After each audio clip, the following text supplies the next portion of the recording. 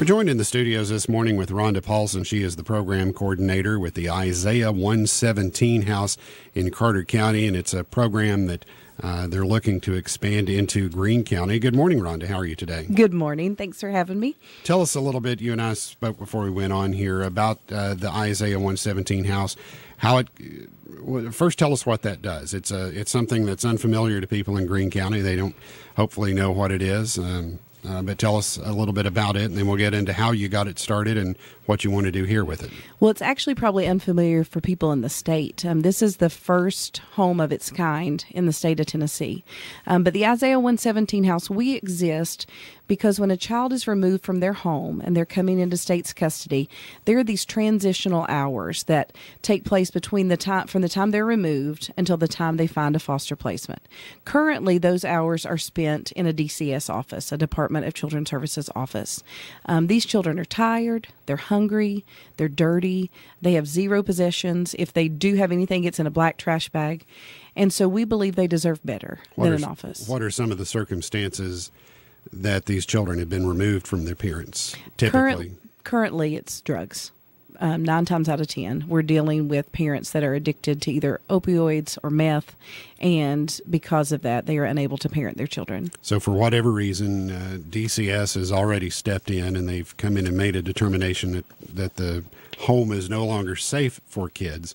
And what you're saying is that there's a period while they've got custody of the kids till they find where the kids are going to ultimately wind up, where they're just sitting around an office somewhere, not somewhere comfortable. Right. And that's where you came up with the idea for the Isaiah 117 House. Exactly. So we just had this dream that what if there was a home? What if when a child is going through the most traumatic day of their life, they get to go to a really cool home with comfy couches and a play set out back. And if you need a bath, we got a fully stocked bathroom. You need a snack, we got a fully stocked kitchen. You want to blow bubbles, you want to do sidewalk chalk. You know, what we say a lot of times is we want them to be a kid on probably their most adult day. Mm-hmm. So the idea is that this is not a permanent location for the kids. It's it's kind of like a layover between a very bad place and what you hope is a much better place. So you want to help that transition go as smoothly as possible. And we believe it's key to step in early. You know, everything about our current system kind of tells that child they've done something wrong. You need to leave your house, leave your stuff, and sit here till we figure out what we're going to do. We believe it's key to step in and make sure they know you have done nothing wrong. This is not your fault. This is happening to you, not because of you. And because of that, we're just going to lavishly love on you because you're not in trouble. So you want to order a pizza? You want a new backpack? You want to take a bath? Whatever, because you're not in trouble. What's the age range that you see kids come through there? Our youngest visitor has been 4 months, and our oldest visitor has been 17. Okay. So how did you get the Isaiah 117 House started? You started that? My husband and I did. We took classes in 2014 to become foster parents. And as part of those classes, we met in a Department of Children's Services one night. And the gentleman leading the class said, when a child is removed, they come here. And I was sitting in a very dingy, dark conference room. And I couldn't believe what I was hearing as a mother, that there had been a child that slept on that floor the night before. And I heard God's voice. And he said, "These are my children. What are you going to do?" And I had no idea in 2014. And then we received our first foster placement in 2015, and his name was Isaiah.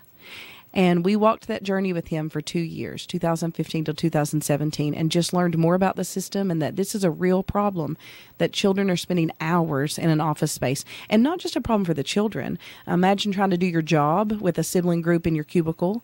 A problem for the future foster parents. You know, these children are coming traumatized, tired, dirty, and with zero possessions. And so we want to ease the trauma for the child. We want to come alongside DCS and CPS and help them with what's an impossible job. And we want to ease that transition for the future foster parents as well. So you set that up in Carter County. And what year did you open the Isaiah House there? Well, I Googled how to start a nonprofit in 2017 because I tell everybody if you want God to have the glory, then you have to put someone totally ill-equipped in charge. And that's why he chose me.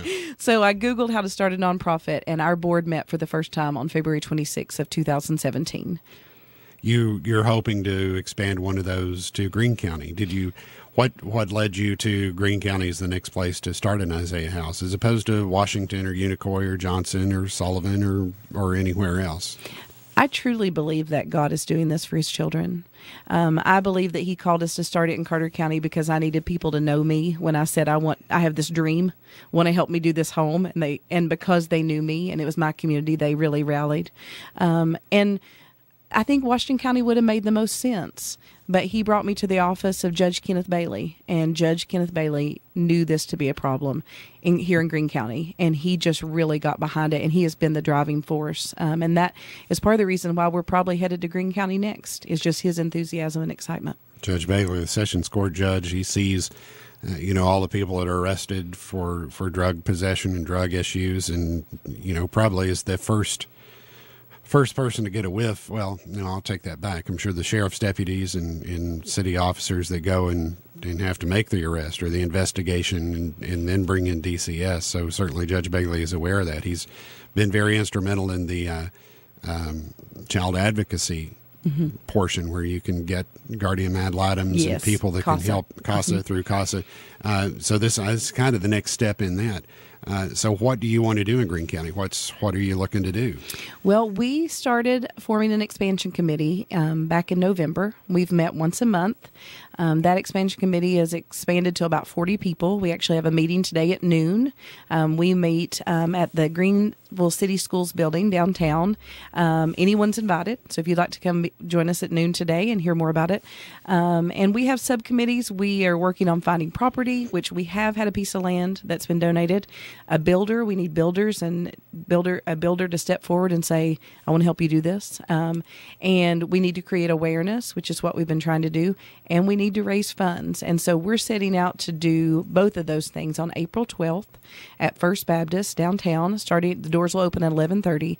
We really just want to make this community aware of who we are and the children that we want to help. And then we are going to ask them to partner with us and come alongside us and make this dream a reality. So you're looking to, you'll build a house and it'll be, we talked a little bit about that. It's an undisclosed location. It's not the kind of, thing you obviously these kids are not in a great situation to begin with, but it'll be somewhere in Greene County. You'll have a program coordinator that stays at that house or operates that location. And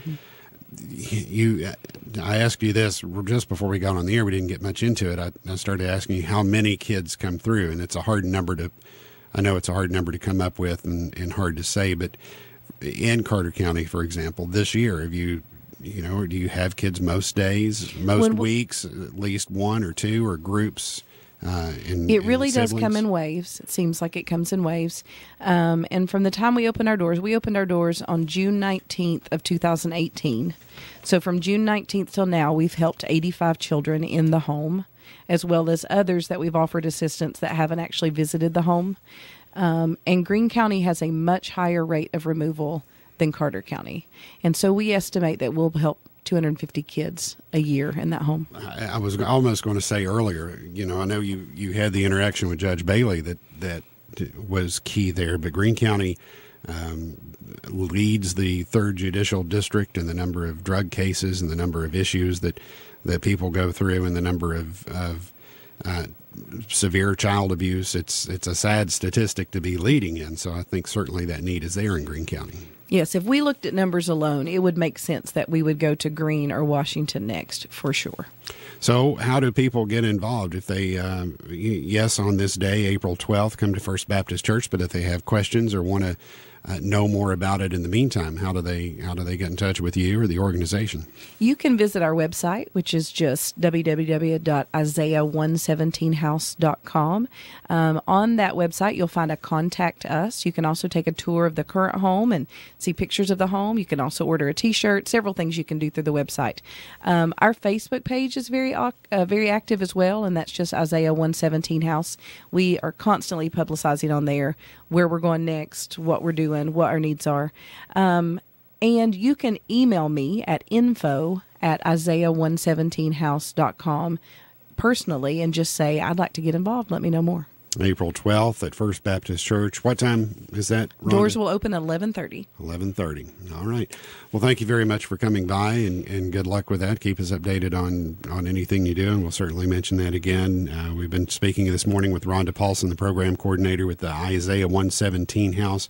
in Carter County. They're looking to expand that to Greene County, and it's a service that helps children that have been placed in care of the state in their transition between the horrible situations they've been in and hopefully a better situation to come for them. So it's a good thing, Rhonda. Thank you very much. Thank you very much.